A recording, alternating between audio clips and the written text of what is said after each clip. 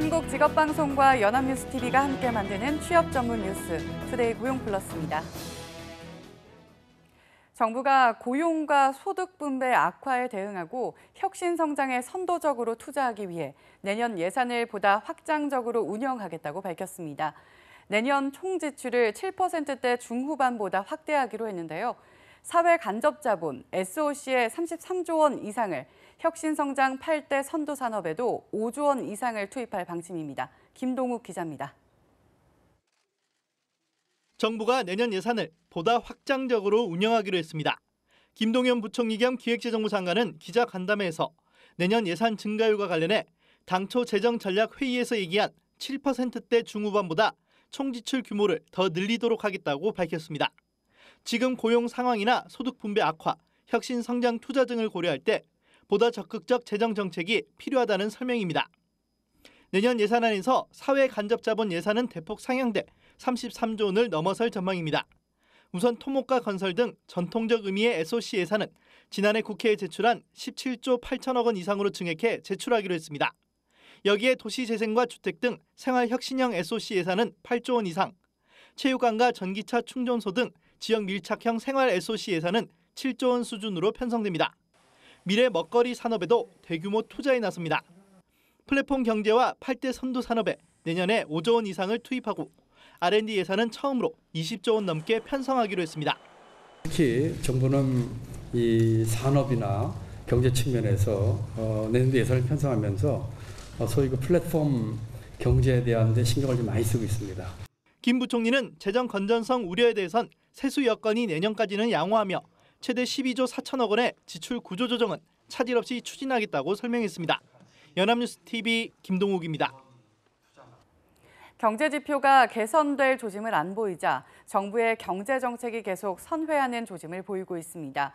공약 파기 논란을 빚은 은산분리 완화 등에 이어 내년 사회 간접 자본 예산도 늘릴 계획인데요.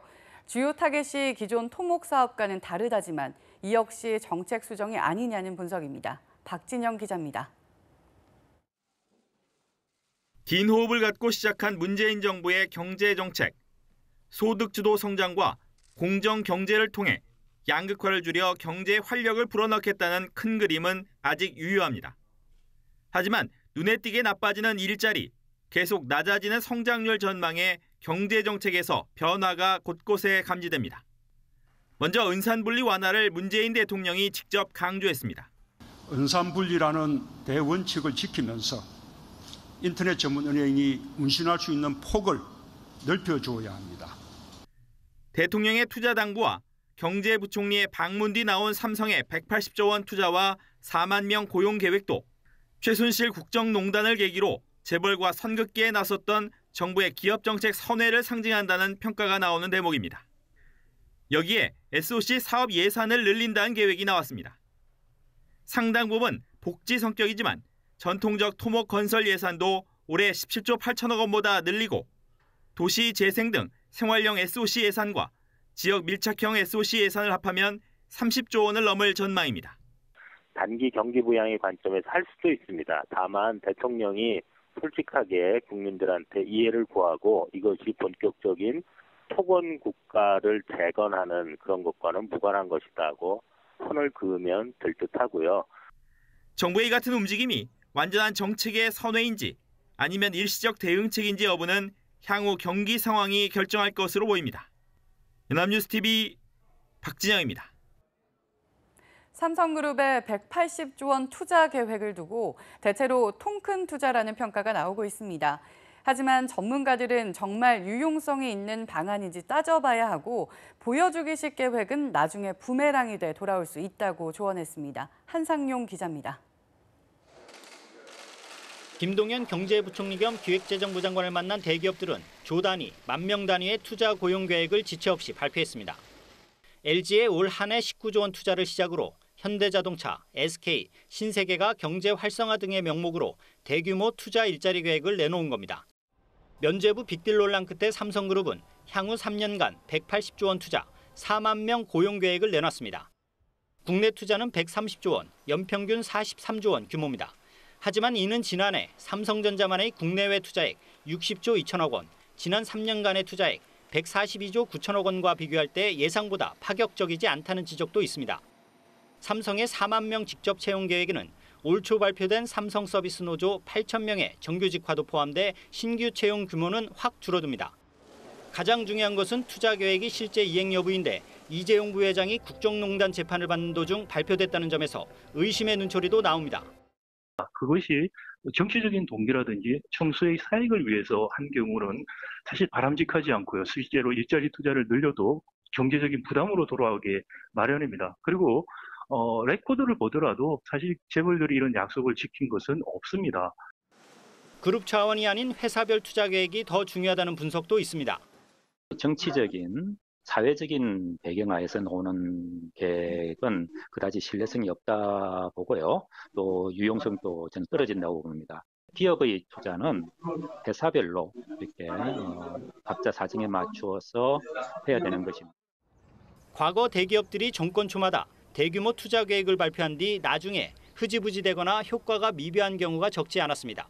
따라서 기업이 정치적 고려나 외부 간섭 없이 투자 계획을 수립 추진하고 보여주기식이 아니라 약속을 철저히 이행하는 환경 조성이 필요하다고 전문가들은 지적했습니다. 연합뉴스TV 한상영입니다. 정부는 최저임금 인상의 부담을 완충할 수 있게 소상공인들에 대해 일자리 안정자금을 차등해 확대하는 방안을 검토하고 있습니다. 소상공인 업계는 이에 정부가 최저임금 차등 적용의 필요성을 스스로 인정한 꼴이라고 지적했습니다. 이동훈 기자입니다. 내년도 최저임금 인상안이 확정되고 나서 정부는 현장의 부담을 최소화하겠다고 약속했습니다. 그간 지원해오던 일자리 안정자금을 지원 대상을 늘리는 동시에 인상안의 부담이 커지는 것부터 우선 적용하겠다는 겁니다. 최저임금 인상분에 대해서 기존에 여러분들이 느끼던 부담 이상의 부담을 느끼지 않도록 저희는 다 지원을 지금 하고 카드 수수료와 임대료 인상 상한선을 낮추는 방안을 적극 검토하고 있다고 말했습니다. 그러나 소상공인 업계는 번지수를 잘못 찾았다는 반응입니다. 소상인들은 가족 경영이 대부분을 차지하다 보니 직원을 고용하지 않거나 190만 원보다 적게 월급을 주는 곳은 많지 않다고 주장하며 일자리 자금 신청 요건을 지키기 힘들다고 주장했습니다. 실제로 지난 6월까지 지급된 금액은 6,460억 정도로 전체 예산의 22.1%에 불과했습니다.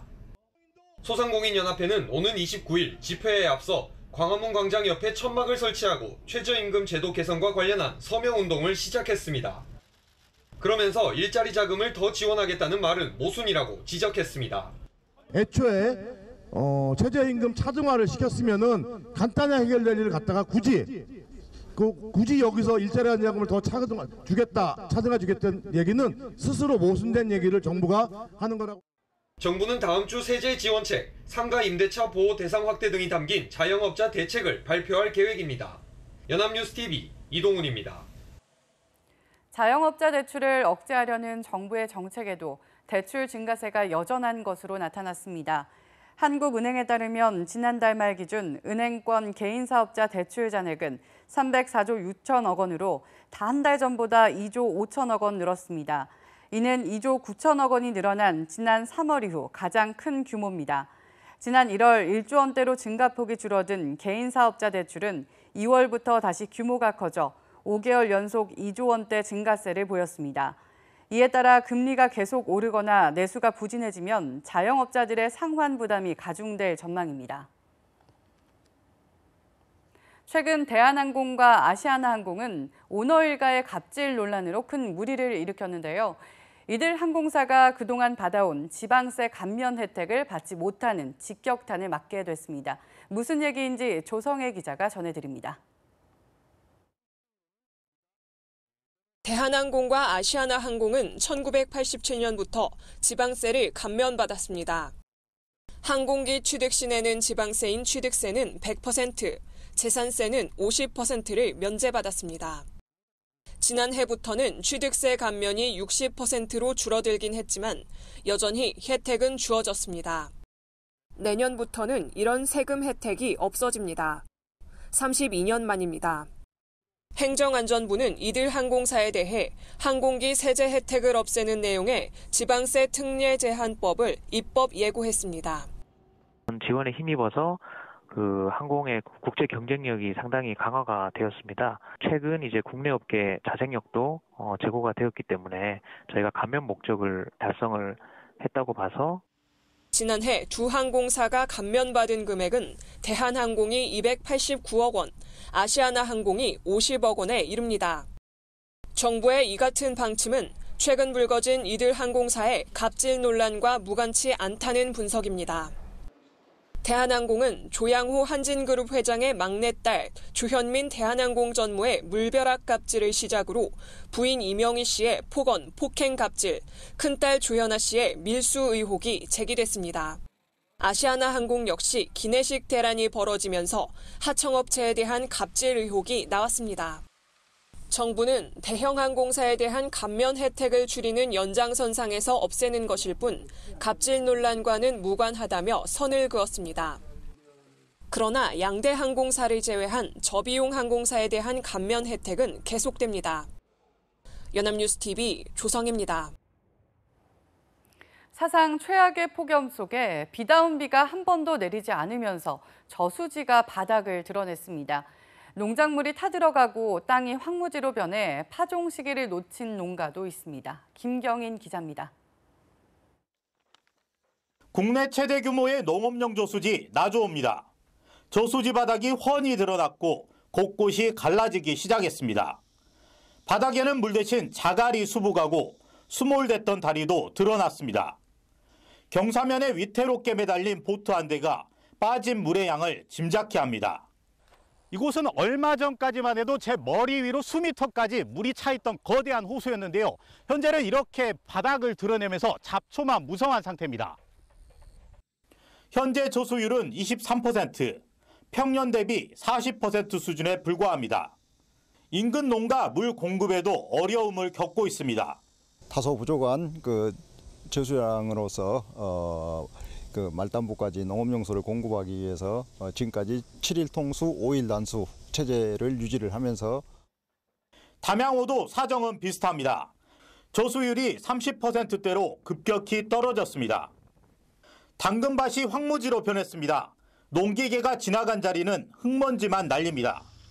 땅이 메말라 파종 시기를 놓친 농민은 답답합니다. 이제 하느님만 믿는 거지. 비가 와주면 해먹을 것이고 안 오면은 그냥 포기하는 거지. 물을 퍼날라 스프링클러를 연신 돌려보지만 메마른 땅을 적시기에는 역부족입니다. 가까스로 올라온 당근 새싹도 힘이 없습니다. 폭염에 가뭄까지 겹치면서 농민들의 가슴이 타들어가고 있습니다. 연합뉴스TV 김경인입니다.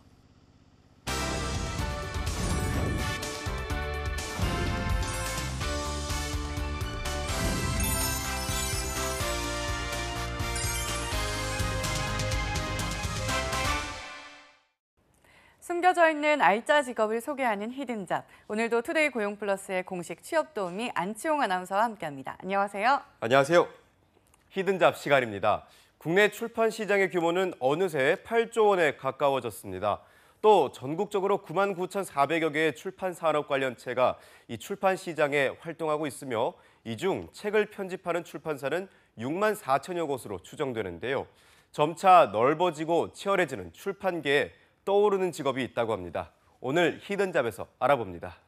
네, 종이책의 위기라고 하지만 출판 시장의 규모가 8조 원을 육박했다니 여전히 수요가 상당히 높은 시장 중 하나라고 할 수 있을 것 같은데요.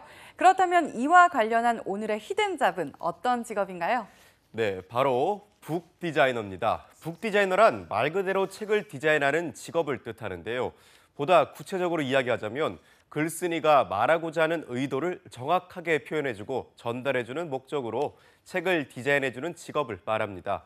이렇게 책을 만들게 된 의도를 명확하게 디자인해서 오프라인이나 온라인 서점에서 소비자가 책을 고를 때 해당 책을 보다 매력적으로 느낄 수 있도록 하는 것이 바로 북 디자이너의 가장 중요한 업무라고 할 수 있습니다.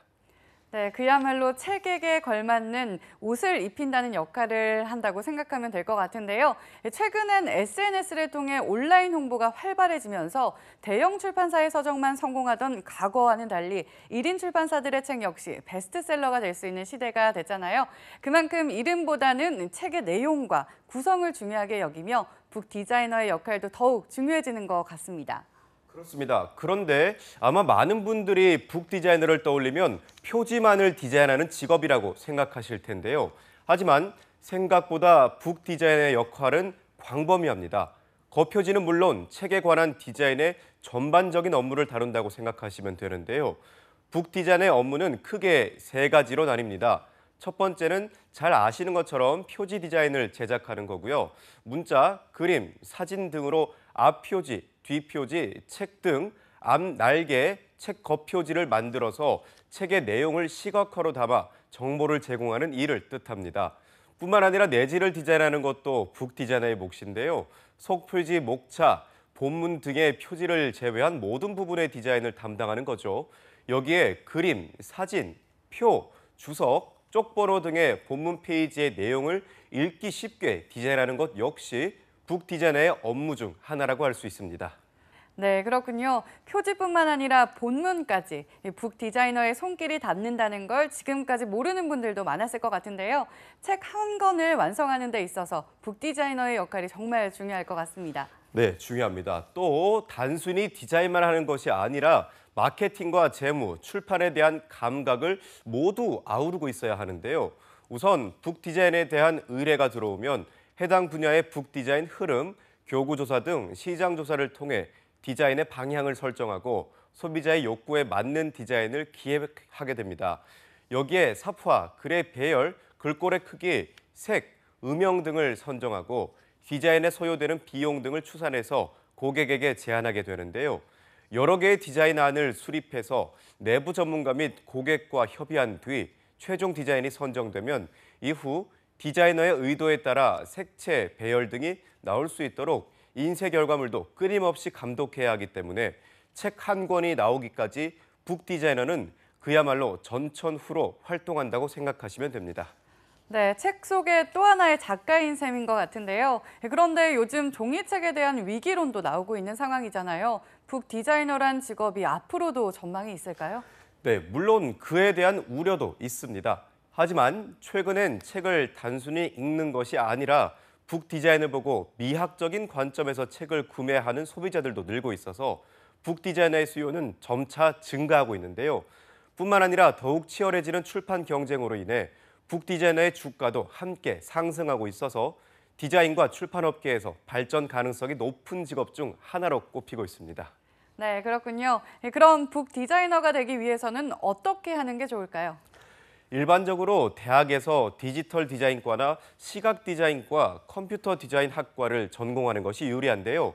그렇지 않더라도 사설 디자인 전문학원에서 북 디자이너가 되기 위한 교육과 훈련을 받을 수 있습니다.